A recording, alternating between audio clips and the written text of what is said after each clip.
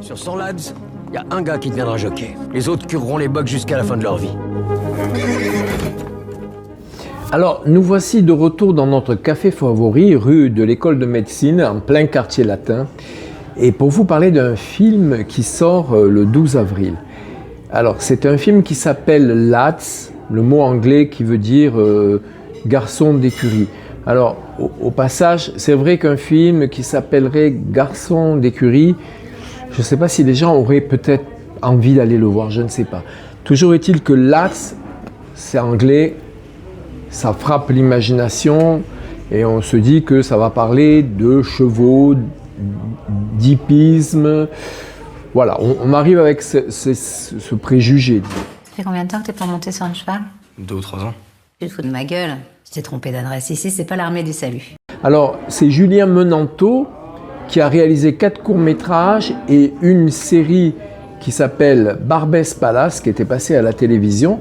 Et là, il réalise son premier long-métrage de fiction.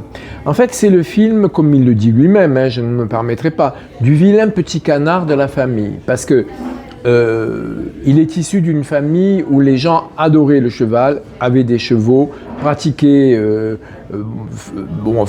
tout ce qui se pratique quand on a un cheval, c'est-à-dire la course hippique, etc. Et lui, il le dit lui-même dans le dossier de presse, je me préférais toujours à côté du cheval que dessus. Voilà. Donc ça, c'est le problème quand on est dans une famille qui a une passion ou un hobby.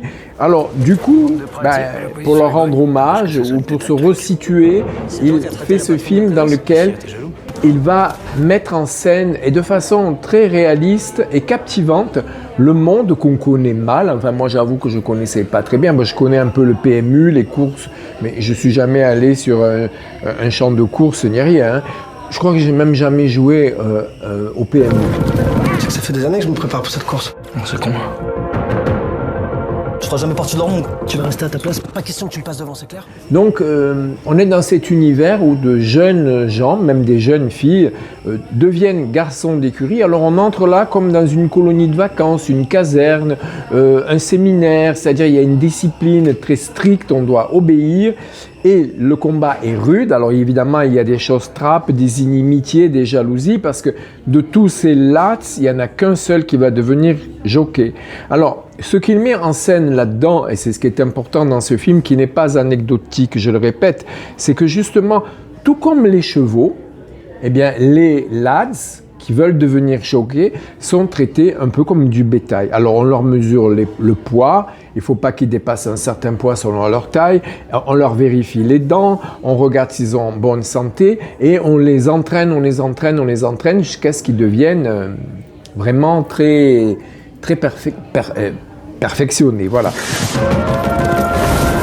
C'est qui eux? Tes vrais patrons. Sans leur argent, il y a longtemps qu'on serait au chômage. Alors, je ne veux pas raconter le film. Il y a quand même une scène dans le film, quand ils vont en boîte de nuit, on entend une chanson que je salue au passage, Hugo Frey, que j'adore. Et cette chanson, moi, elle m'a toujours ému. C'est « S'appelait Stewball, c'était un cheval blanc ».